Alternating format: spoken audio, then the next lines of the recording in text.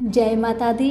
मेरे सभी प्यारे दोस्तों, मैं लक्ष्मी शर्मा बड़ों को चरण स्पर्श, छोटों को प्यार और बराबर वालों को दिल से नमस्कार करती हूँ।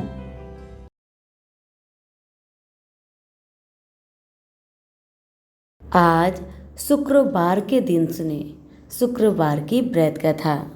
कथाओं को पूरा जरूर सुनेगा और दूसरों को भी शेयर कीजिएगा। हमारी प्रथम कथा है वैभव लक्ष्मी माता की। तो प्रेम से बोलिए वैभव लक्ष्मी माता की जय। किसी गांव में अनेक लोग रहा करते थे और सभी अपने अपने कामों में मग्न रहते थे। किसी को किसी का चिंता फिक्र परवाह था ही नहीं, सब अपने से ही मतलब रखते थे। इसी कारण से भजन कीर्तन, भक्ति भाव, दया माया, परोपकार जैसे संस्कार कम हो गए। उस गांव में बुराइयां बढ़ गई थी। शराब, जुआ, रेस, व्यभिचार, चोरी डकैती वगैरह बहुत गुना शहर में होता रहता था। इसके बावजूद उस गांव में कुछ अच्छे लोग भी रहा करते थे। ऐसे ही लोगों में शीला और उनके पति की गृहस्थी मानी जाती थी। शीला बहुत धार्मिक प्रवृत्ति की थी और उसका स्वभाव संतोषी था। उनका पति भी विवेकी और सुशील था। शीला और उसका पति कभी किसी की बुराई नहीं किया करते थे और प्रभु भजन में अच्छी तरह समय व्यतीत करते थे। शहर के लोग उनकी गृहस्थी की सराहना करते थे। देखते ही देखते दिन बीतने लगा, समय बदल गया। शीला का पति बुरे लोगों से दोस्ती कर बैठा। अब होना क्या था वो तो हम सभी जानते हैं। अच्छे संगति का असर हमेशा अच्छा ही होता है, बुरा संगति का असर हमेशा बुरा ही होता है। इसलिए हमें हमेशा अच्छे संगति से संगत रखना चाहिए, बुरे से नहीं।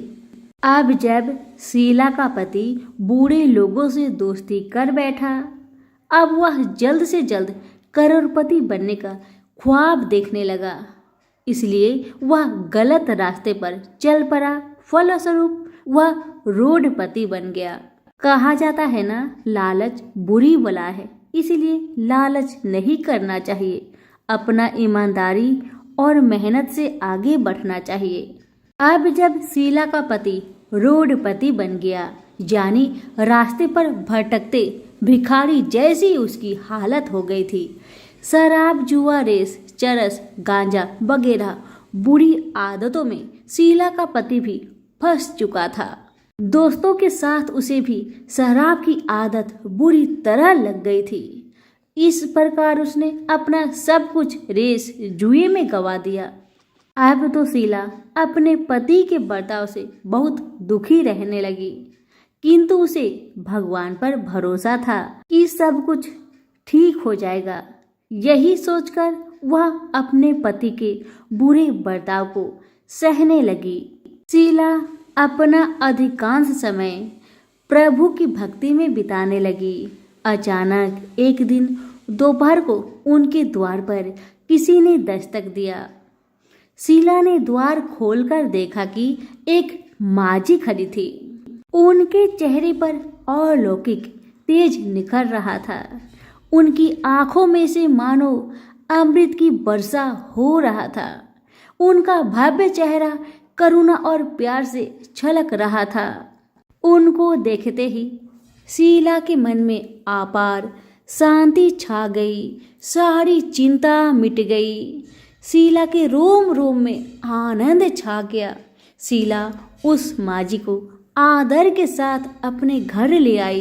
दुख का बात यह था कि शीला के घर में बैठाने के लिए कुछ भी नहीं था कि माजी को किस पर बैठाया जाए। बेचारी यह सोच विचार के उसने एक सकुचाकर एक फटी हुई चादर पर उनको बिठाया और शीला ने कहा, माजी, मेरे घर में और कुछ भी नहीं है जो मैं आपको बैठा सकूं, इसलिए माँ मुझे माफ करना, मैं आपको फटी हुई चादर पर बैठा रही हूँ। माँ तो शीला की बातों से मंद मंद मुस्कुरा रही थी।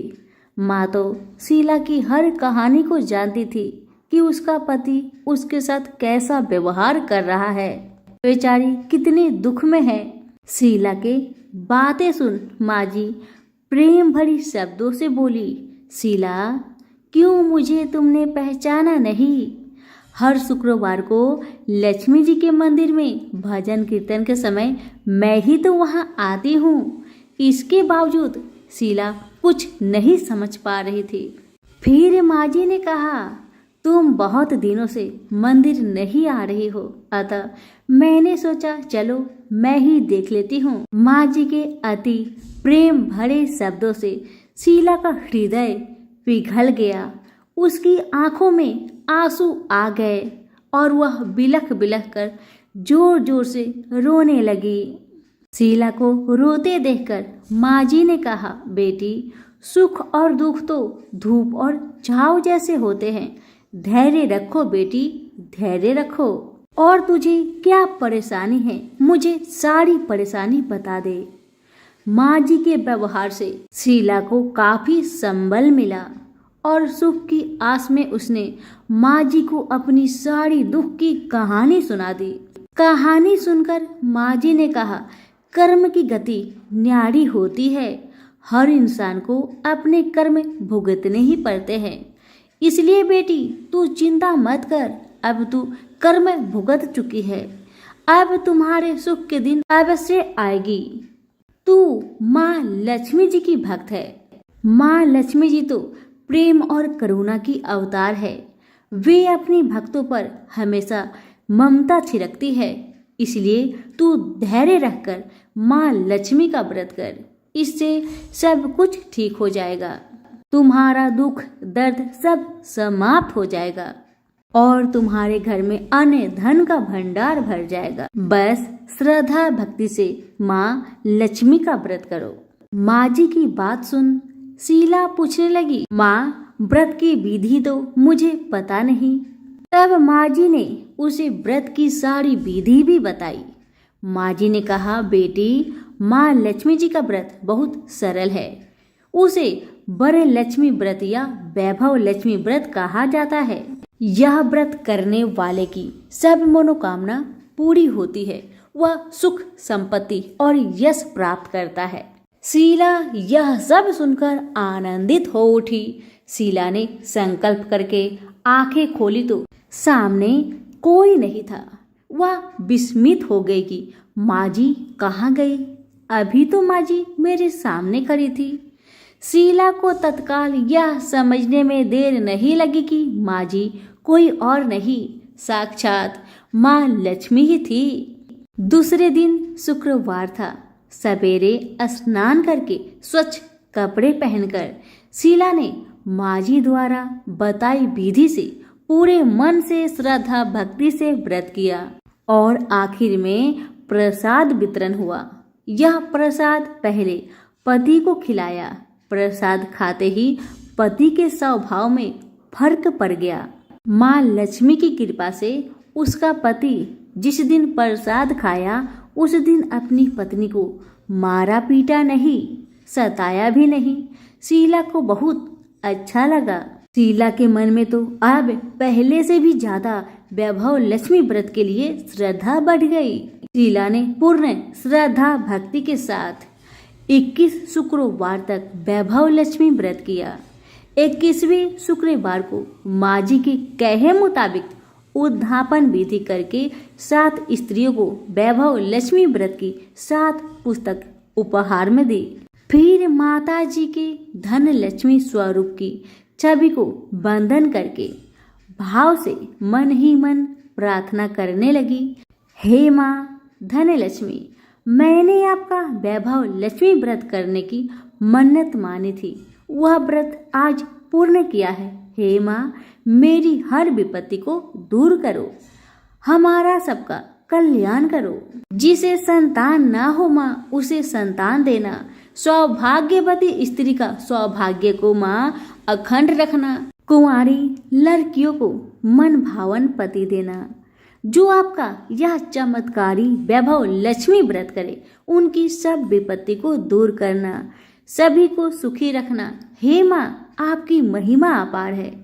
ऐसा बोलकर लक्ष्मी जी के धन लक्ष्मी स्वरूप की छवि को प्रणाम किया। व्रत के प्रभाव से शीला का पति अच्छा इंसान बन गया और अब शीला का पति मेहनत करके व्यवसाय करने लगा। उसने तुरंत शीला की गिरवी रखे गहने छुरा लिए। घर में धन की बाढ़ सी आ गई। घर में पहले जैसी सुख शांति छा गई। वैभव लक्ष्मी व्रत का प्रभाव देखकर मोहल्ले की दूसरी स्त्रियां भी विधि पूर्वक वैभव लक्ष्मी व्रत करने लगी। सभी प्रेम से बोले, वैभव लक्ष्मी माता की जय हो। आइए अब जानते हैं वैभव लक्ष्मी व्रत का उद्यापन विधि। 7, 11 या 21 जितने भी शुक्रवार की मन्नत मांगी हो, उतने शुक्रवार तक यह व्रत पूरी श्रद्धा तथा भावना के साथ करना चाहिए। आखिरी शुक्रवार को इसका शास्त्रीय विधि के अनुसार उद्यापन करना चाहिए। आखिरी शुक्रवार को प्रसाद के लिए खीर बनानी चाहिए। जिस प्रकार हर शुक्रवार को हम पूजन करते हैं, वैसे ही करना चाहिए। पूजन के बाद माँ के सामने एक श्रीफल फोड़े, फिर कम से कम 7 कुंवारी कन्या या सौभाग्यशाली स्त्रियों को कुमकुम का तिलक लगाकर माँ वैभव लक्ष्मी व्रत कथा की किताब की एक प्रति उपहार में देनी चाहिए और सबको खीर का प्रसाद देना चाहिए। इसके बाद माँ लक्ष्मी जी को श्रद्धा सहित प्रणाम करना चाहिए। फिर माता जी के धन लक्ष्मी स्वरूप की छवि को वंदन करके भाव से मन ही मन प्रार्थना करें, हे माँ धन लक्ष्मी, मैंने आपका वैभव लक्ष्मी व्रत करने की मन्नत मानी थी। यह व्रत आज पूर्ण किया है। हे माँ, हमारी मनोकामना पूर्ण करे, हमारी हर विपत्ति को दूर करे, हम सबका कल्याण करे। जिसे संतान ना हो उसे संतान देना, सौभाग्यवती स्त्री का सौभाग्य अखंड रखना, कुंवारी लड़की को मन भावन पति देना। जो आपका यह चमत्कारी वैभव लक्ष्मी व्रत करे, उनकी सब विपत्ति दूर करना, सभी को सुखी करना। हे माँ, आपकी महिमा अपार है, आपकी जय हो। ऐसा बोलकर लक्ष्मी के धन लक्ष्मी स्वरूप की छवि को प्रणाम करें। सभी प्रेम से बोलिए, वैभव लक्ष्मी माता की जय हो। माता संतोषी की कहानी। संतोषी माता के व्रत को करने वाला कथा कहते व सुनते समय हाथ में गुड़ व भुने चने रखे। सुनने वाले संतोषी माता की जय, संतोषी माता की जय, इस प्रकार जय जयकार मुख से बोलते जाए। कथा समाप्त होने पर हाथ का गुड़ चना गौ माता को खिलाए। कलश में रखा हुआ गुड़ चना सबको प्रसाद रूप में बांटे। कथा से पहले कलश को जल से भरे, उसके ऊपर गुड़ चने से भरा कटोरा रखे। कथा समाप्त होने और आरती होने के बाद कलश के जल को घर में सब जगह पर छिड़के और बचा हुआ जल तुलसी की क्यारी में डाल दे। 1.25 रुपए का गुड़ चना लेकर माता का व्रत करे। गुड़ घर में हो तो ले ले, विचार न करे, क्योंकि माता भावना की भूखी है। कम ज्यादा का कोई विचार नहीं चाहिए। जितना भी आपसे बन पड़े अर्पण करे। श्रद्धा और प्रेम से प्रसन्न मन हो व्रत करना चाहिए। व्रत के उद्यापन में 2.5 सेर खाजा, मोमन दाल पूरी, खीर चने का साग नैवेद्य रखे, घी का दीपक जला संतोषी माता की जय जयकार बोले, नारियल फोड़े। इस दिन घर में कोई खटाई न खाए और ना किसी को खाने को दे। इस दिन 8 लड़कों को भोजन कराए। देवर जेठ के लड़के मिलते हो तो दूसरों को न बुलाना। कुटुंब में न मिले तो ब्राह्मण के रिश्तेदारों के या फिर पड़ोसियों के लड़के को बुलाए। उन्हें खटाई की कोई वस्तु ना दे तथा भोजन कराकर यथाशक्ति दक्षिणा दे। नगद पैसे ना दे, कोई वस्तु दक्षिणा में दे। व्रत करने वाला कथा सुन प्रसाद ले, एक समय भोजन करे। इस तरह से माता प्रसन्न होगी और दुख दरिद्रता दूर होकर मनोकामना पूरी होगी। अब सुनिए कथा। पहले बोलिए संतोषी मैया की जय हो। एक बुढ़िया थी, उसके 7 पुत्र थे। 6 कमाने वाले और एक निकम्मा था। बुढ़िया माँ 6 पुत्रों की रसोई बनाती, भोजन कराती और जो बचता वह 7वें को देती थी। परंतु वह बड़ा भोला था, मन में कुछ विचार न करता था। एक दिन अपनी पत्नी से बोला, देखो मेरी माता का मुझ पर कितना प्यार है। वह बोली, क्यों नहीं, सबका जूठा बचा हुआ तुमको जो खिलाती है। वह बोला, ऐसा भी कहीं हो सकता है। मुझे तुम्हारी बातों पर भरोसा नहीं, जब तक मैं अपनी आंखों से ना देख लूं मैं मान नहीं सकता। पत्नी ने कहा, देख लोगे तब मानोगे। कुछ दिन बाद बड़ा त्योहार आया। घर में 7 प्रकार के भोजन और चूरमा के लड्डू बने। वह जांचने को सिर दर्द का बहाना बनाकर पतला कपड़ा सिर पर ओढ़कर रसोई में सो गया और कपड़े में से सब कुछ टुकुर टुकुर देख रहा था। 6 भाई भोजन करने आए। उसने देखा माँ ने उनके लिए सुंदर सुंदर आसन बिछाए, 7 प्रकार की रसोई परोसी। वह आग्रह करके उन्हें जिमाती है। वह देखता रहा। 6 भाई भोजन करके उठे, तब जूठी थालियों में से लड्डुओं के टुकड़ा उठाकर एक लड्डू बनाया। जूठन साफ कर माँ ने उसे पुकारा, उठ बेटा, 6 भाई भोजन कर गए, अब तू ही बाकी है, उठ ना। कब खाएगा? वह कहने लगा, माँ मुझे भोजन नहीं करना, मैं परदेश जा रहा हूँ। माता ने कहा, कल जाता हो तो आज चला जा। वह बोला, हाँ हाँ आज ही जा रहा हूँ। यह कहकर वह घर से निकल गया। चलते समय पत्नी की याद आई। वह गौशाला में कंडे थाप रही थी। वह जाकर बोला, हम जावे परदेश को, आवेंगे कुछ काल, तुम रहियो संतोष से धर्म अपनो पाल। वह बोली, जाओ पिया आनंद से, हमरो सोच हटाए, राम भरोसे हम रहे, ईश्वर तुम्हें सहाय।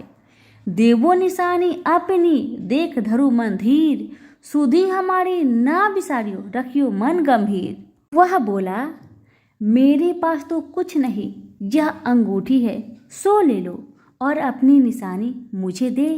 वह बोली, मेरे पास क्या है, यह गोबर भरा हाथ है। यह कह उसकी पीठ में गोबर की हाथ की थप्पी मार दी। वह चला गया। चलते चलते दूर देश में पहुंचा। वहाँ एक साहूकार की दुकान थी। वहीं जाकर रहने लगा और कहने लगा, भाई मुझे नौकरी पर रख लो। साहूकार को जरूरत भी थी तो वह बोला, ठीक है रह जा। लड़के ने पूछा, तनख्वाह क्या दोगे?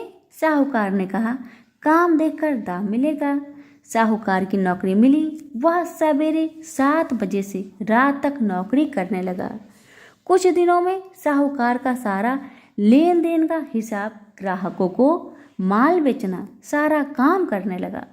साहूकार के 7-8 नौकर थे।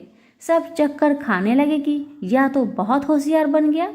सेठ ने भी काम देखा और 3 महीने में उसे आधे मुनाफे का साझीदार बना दिया और 12 बरस में नामी सेठ बन गया और मालिक सारा कारोबार उसके ऊपर छोड़कर बाहर चला गया। अब उधर पत्नी के साथ क्या होता है उसे सुनिए।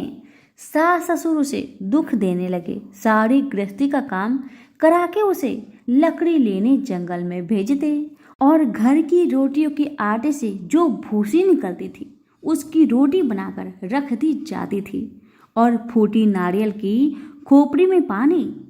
इस तरह दिन बीतते रहे। एक दिन की बात है, वह लकड़ी लेने जा रही थी कि रास्ते में बहुत सी स्त्रियां संतोषी माता की व्रत करती दिखाई दी। वहीं खड़ी हो वह भी कथा सुन और बहनों से बोली, बहन तुम किस देवी देवता का व्रत करती हो और इसके करने से क्या फल होता है? इस व्रत की करने की विधि क्या है? यदि तुम अपने इस व्रत का विधान मुझे समझाकर कहोगी तो मैं भी तुम्हारा बड़ा एहसान मानूंगी। तब उनसे एक स्त्री बोली, सुनो, यह संतोषी माता का व्रत है। इसके करने से निर्धनता, दरिद्रता का नाश होता है, लक्ष्मी आती है। मन की चिंताएं दूर होती है। घर में होने से मन को सुख, प्रसन्नता और शांति मिलती है। व्रत के दिन घर में खटाई कोई न खाए, यह सुनकर बहू चल दी। रास्ते में लकड़ी बोझ को बेच दिए और उन पैसों से गुड़ चना ले माता के व्रत की तैयारी कर आगे चली गई और सामने मंदिर देख पूछने लगी, यह मंदिर किसका है? सब बच्चे कहने लगे, संतोषी माता का मंदिर है। यह सुन माता के मंदिर में जा माता के चरणों में लौटने लगी। दिन हो विनती करने लगी, माँ मैं निपट मूर्ख हूँ, व्रत के नियम कुछ नहीं जानती, मैं बहुत दुखी हूँ। हे माता जगत जननी, मेरा दुख को दूर कर, मैं तेरी शरण में हूँ। माता को दया आई। एक शुक्रवार बीता कि दूसरे शुक्रवार को ही इसके पति का पत्र आया और तीसरे को उसका भेजा पैसा भी आ गया। यह देख जेठानी मुंह सिकुड़ने लगी, इतने दिनों में इतना पैसा आया, इसमें क्या बुराई है? लड़के ताने देने लगे कि काकी बुलाने से भी नहीं बोलेगी। बेचारी सरलता से कहती, भैया पत्र आवे, रुपया आवे तो हम सबके लिए अच्छा है। ऐसा कहकर आंखों में आंसू भरकर संतोषी माता के मंदिर में आ मातेश्वरी के चरणों में गिरकर रोने लगी। माँ मैंने तुमसे पैसा नहीं, मुझे पैसे से क्या काम है माँ, मुझे तो अपने सुहाग से काम है। मैं तो अपनी स्वामी के दर्शन और सेवा मांगती हूँ। तब माता ने प्रसन्न होकर कहा, जा बेटी तेरी स्वामी आएगा। यह सुन खुशी से बावली हो घर का काम काज करने लगी। अब संतोषी माँ विचार करने लगी, इस भोली पुत्री से मैंने तो कह दिया तो उसका पति आएगा, पर आवेगा कहाँ से? वह तो इसे सपने में भी याद नहीं करता। उसे याद दिलाने के लिए मुझे जाना पड़ेगा। इस तरह माता बुढ़िया के सपने में जा प्रकट हो कहने लगी, साहूकार के बेटे सोता है या तू जागता है? वह बोला, माता सोता भी नहीं जागता भी नहीं, बीच में ही हूँ, कहो क्या आज्ञा है? माँ कहने लगी, तेरा घर बार कुछ है या नहीं? वह बोला, मेरा सब कुछ है माँ, बाप भाई बहन व पत्नी, क्या कमी है? माँ बोली, भोले पुत्र तेरी स्त्री घोर कष्ट उठा रही है, तेरे माँ बाप उसे दुख दे रहे हैं, वह तेरे लिए तरस रही है, तू उसकी सुधि ले। वह बोला, माता यह तो मुझे मालूम है, परंतु जाऊँ कैसे? परदेश की बात है, लेन देन का कोई हिसाब नहीं, जाने का कोई रास्ता नजर नहीं आता माँ, कैसे चला जाऊँ? माँ कहने लगी, मेरी बात मान, सवेरे नहा धोकर माता का नाम ले, घी का दीपक जला, दंडवत कर दुकान पर बैठ जा, देखते देखते तेरा लेन देन चुक जाएगा, माल बिक जाएगा, साज होते होते धन का ढेर लग जाएगा। तब सवेरे बहुत जल्दी उठ उसने लोगों से अपने सपने की बात कही तो वे सब उसकी बात अनसुनी कर दिल लगी उड़ाने लगे कि कहीं सपने भी सच होते हैं। एक बूढ़ा बोला, देख भाई मेरी बात मान, इस तरह साच झूठ करने के बदले देवता ने जैसा कहा है वैसा ही करो, तेरा इसमें क्या जाता है? अब बूढ़े की बात मानकर नहा धोकर संतोषी माता को दंडवत कर घी का दीपक जलाकर दुकान पर बैठ गया। थोड़ी देर में क्या देखता है कि दिन वाले रुपए लाए, लेने वाले हिसाब लेने लगे, कोठे में भरे सपनों के खरीदार नगद दाम में सौदा करने लगे। शाम तक धन का ढेर लग गया। माता का यह चमत्कार देख खुश हो मन में माता का नाम ले घर जाने की वास्ते गहना कपड़ा खरीदने लगा और वहाँ के काम से निपटकर तुरंत रवाना हुआ। वहाँ पत्नी बेचारी जंगल में लकड़ी लेने जाती, लौटते वक्त माता जी की मंदिर में विश्राम करती है। वह तो उसका रोज रुकने का स्थान ठहरा। दूर से धूल उठती देखकर वह माता से पूछती है, हे माता यह धूल कैसे उड़ रही है? माँ कहती है, हे पुत्री तेरा पति आ रहा है, अब तू ऐसा कर लकड़ियों के 3 बोझ बना ला, एक नदी के किनारे रख, दूसरा मेरे मंदिर पर और तीसरा अपने सिर पर रख। तेरे पति को लकड़ी का गट्ठा दिख मोह पैदा होगा। वह वहां रुकेंगे, नाश्ता पानी बना खा पीकर माँ से मिलने जाएगा। तब तू लकड़ी का बोझ उठाकर जाना और बीच में चौक के गट्ठा डालकर 3 आवाजें लगाना। लो सासू जी, लकड़ियों का गट्ठा लो, भूसे की रोटी दो, नारियल के खोपरे में पानी दो, आज मेहमान कौन आया है। माँ की बात सुन उसने कहा, बहुत अच्छा माता, कहकर प्रसन्न हो लकड़ियों के 3 गट्ठे ले आई। एक नदी के तट पर, एक माता के मंदिर पर रखा। इतने में ही मुसाफिर आ पहुंचा। सूखी लकड़ी देख उसके पति की इच्छा हुई कि यही निवास करे और भोजन बना खा पीकर गांव जाए। इस प्रकार भोजन बना विश्राम करके वह गांव को गया। जब वह सबसे प्रेम से मिल रहा था उसी समय पत्नी सिर पर लकड़ी का गट्ठा लिए आती है। लकड़ी की भारी बोझ आंगन में रखकर जोर से 3 आवाज देती है।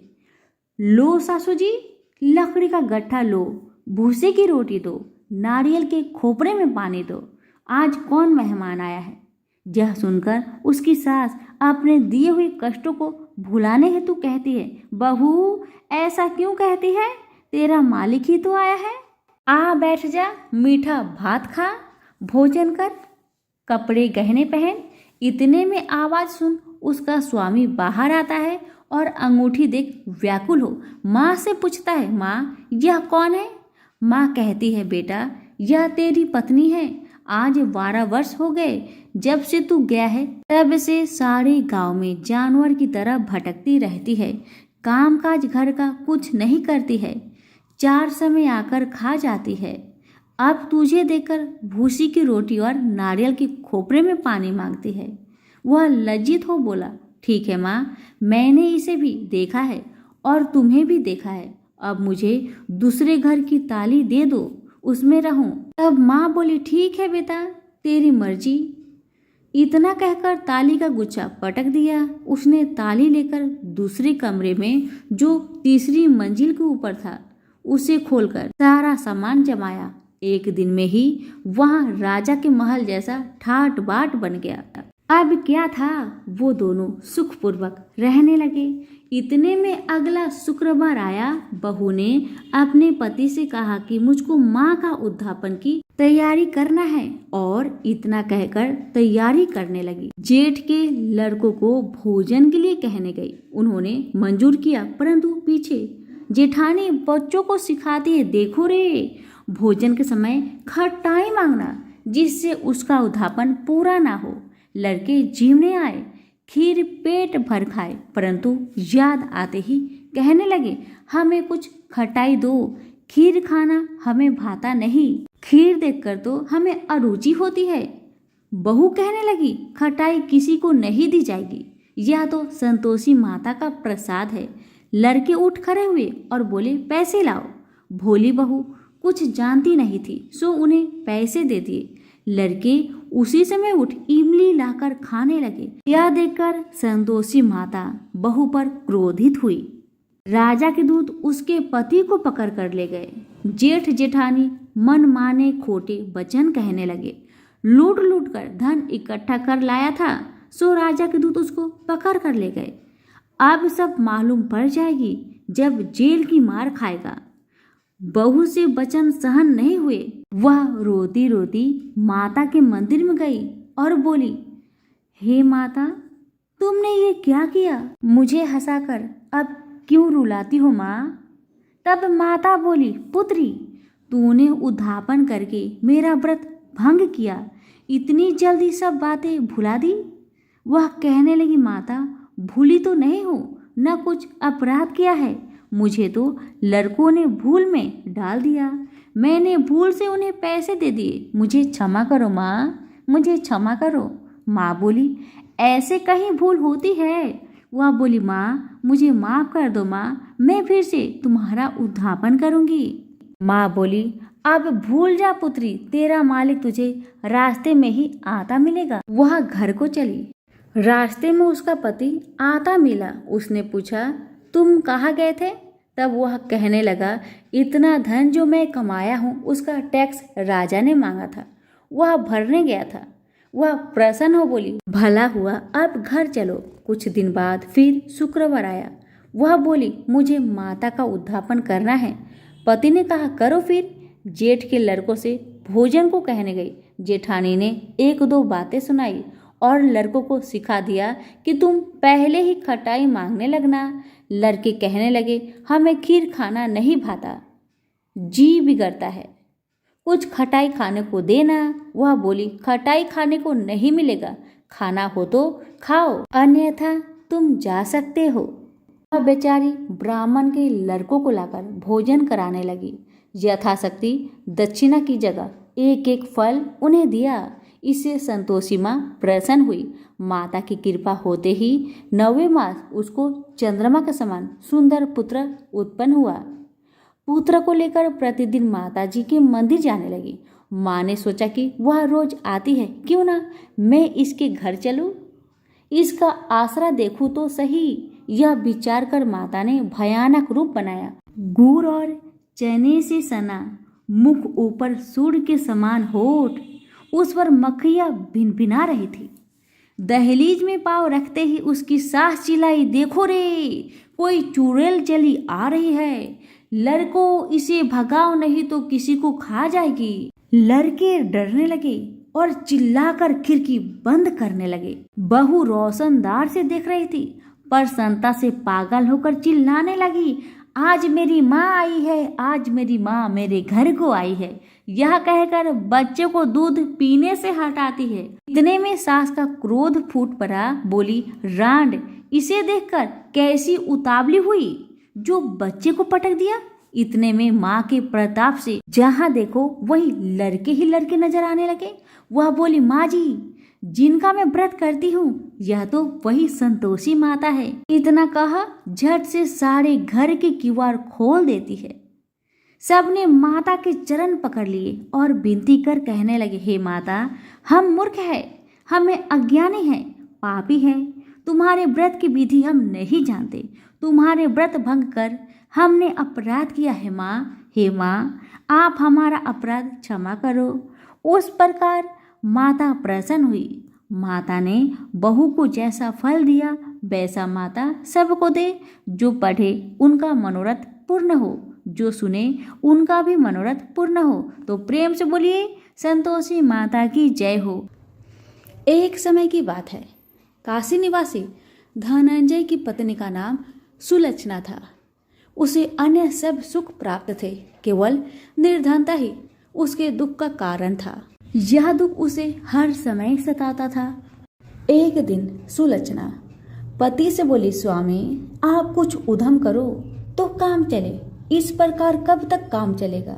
सुलक्षणा की बात धनंजय के मन में बैठ गया और वह उसी दिन विश्वनाथ शंकर जी को प्रसन्न करने के लिए बैठ गया और कहने लगा, हे देवादिदेव विश्वेश्वर, मुझे पूजा पाठ कुछ नहीं आता, केवल आपके भरोसे बैठा हूँ।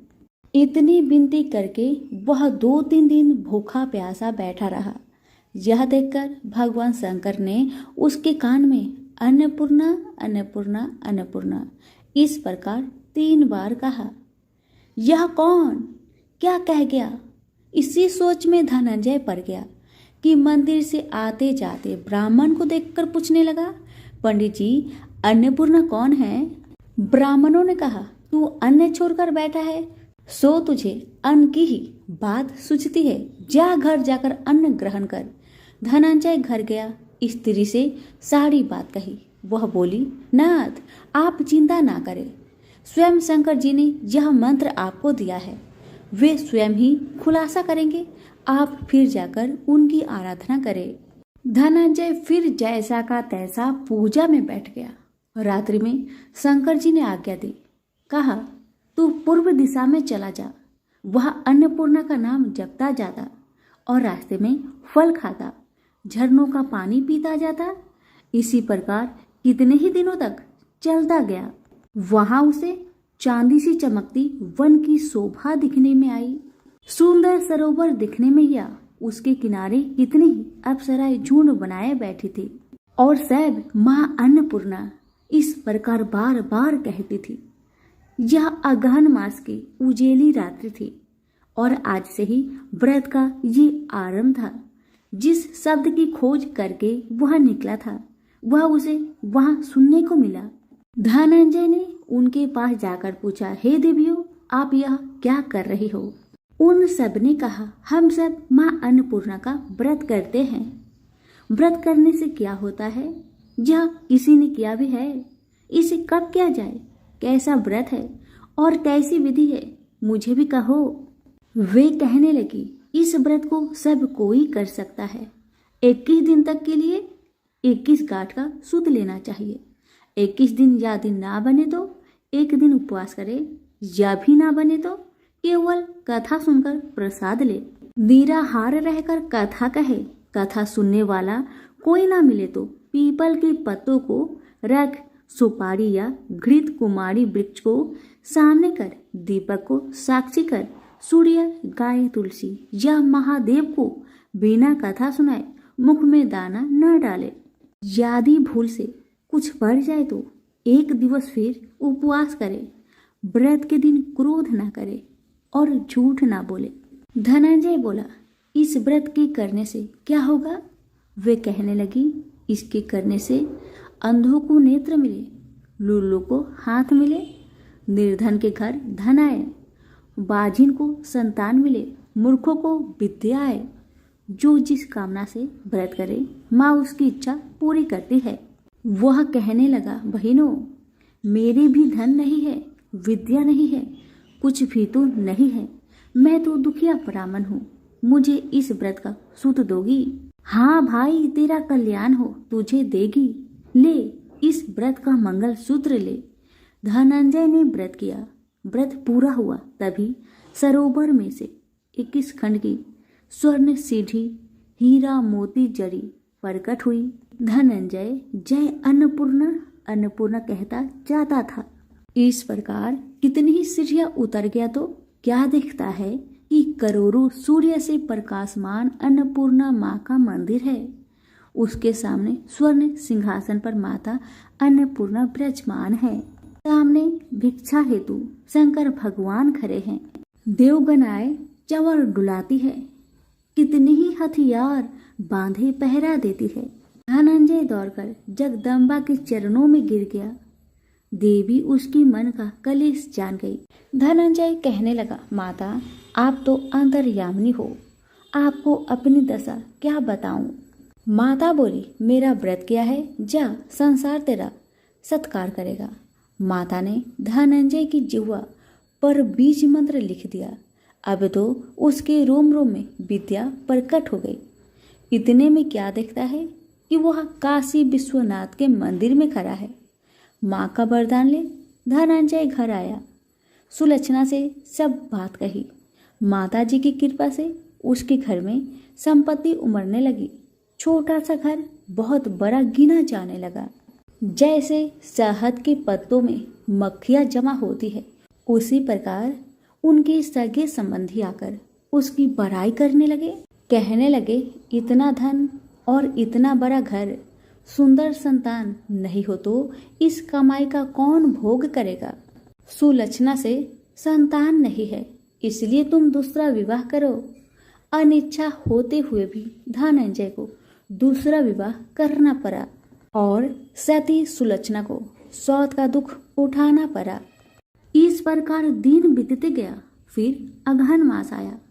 नए बंधन से बंधे पति से सुलक्षणा ने कहलाया कि हम व्रत के प्रभाव से सुखी हुए हैं, इस कारण यह व्रत छोड़ना नहीं चाहिए। यह माता जी का प्रताप है जो हम इतने संपन्न और सुखी है। सुलक्षणा की बात सुन धनंजय उसके यहाँ आया और व्रत में बैठ गया। नई बहू को इस व्रत की खबर नहीं थी। वह धनंजय की आने की राह देख रही थी। दिन बीतते गए और व्रत पूर्ण होने में 3 दिवस बाकी थे कि नई बहू को खबर पड़ी। उसके मन में ईर्ष्या की ज्वाला दहक रही थी। सुलक्षणा के घर आ पहुंची और उसने वहां भगदड़ मचा दी। वह धनंजय को अपने साथ ले गई। नए घर में धनंजय को थोड़ी देर के लिए निंद्रा ने आ दबाया। इसी समय नई बहू ने उसका व्रत का सूत तोड़कर आग में फेंक दिया। अब तो माताजी का कोप जाग गया। घर में अकस्मात आग लग गई। सब कुछ जलकर खाक हो गया। सुलक्षणा जान गई और पति को फिर अपने घर ले आई। नई बहू उठकर पिता के घर जा बैठी। पति को परमेश्वर मानने वाली सुलक्षणा बोली, नाथ, घबराना नहीं, माताजी की कृपा अलौकिक है। पुत्र कुपुत्र हो जाता है पर माता कुमाता नहीं होती। अब आप श्रद्धा और भक्ति से आराधना शुरू करो, वे जरूर हमारा कल्याण करेगी। धनंजय फिर माता के पीछे पड़ गया। फिर वही सरोवर सीढ़ी पर कट हुई। उसमें माँ अन्नपूर्णा कहकर वह उतर गया। वहां जा माता जी के चरणों में रुदन करने लगा। माता प्रसन्न हो बोली, यह मेरी स्वर्ण की मूर्ति ले, उसकी पूजा करना, तू फिर सुखी हो जाएगा। जा, तुझे मेरा आशीर्वाद है। तेरी स्त्री सुलक्षणा ने श्रद्धा से मेरा व्रत किया है, उसे मैंने पुत्र दिया है। धनंजय ने आंखें खोली तो खुद को काशी विश्वनाथ के मंदिर में खड़ा पाया। वहां से फिर उसी प्रकार घर को आया। इधर सुलक्षणा के दिन चढ़े और महीने पूरे होते ही पुत्र का जन्म हुआ। गांव में आश्चर्य की लहर दौड़ गई। मानता आने लगा। इस प्रकार उसी गांव के निसंतान सेठ के पुत्र होने पर उसने माता अन्नपूर्णा का मंदिर बनवा दिया। उसमें माताजी धूमधाम से पधारी, यज्ञ किया और धनंजय को मंदिर का आचार्य का पद दे दिया। जीविका के लिए मंदिर की दक्षिणा और रहने के लिए बड़ा सा सुंदर भवन दिया। धनंजय स्त्री पुत्र सहित वहां रहने लगा। माताजी की चढ़ावे में भरपूर आमदनी होने लगी। उधर नई बहू के पिता के घर डाका पड़ा, सब लूट गया। वे भीख मांगकर पेट भरने लगे। सुलक्षणा ने यह सुना तो उन्हें बुलावा भेजा, अलग घर में रख लिया और उनके अन्न वस्त्र का प्रबंध कर दिया। धनंजय, सुलक्षणा और उसका पुत्र माताजी की कृपा से आनंद से रहने लगे। माताजी ने जैसे इनके भंडार भरे वैसे सबके भंडार भरे। प्रेम से बोलिए, अन्नपूर्णा माता की जय हो।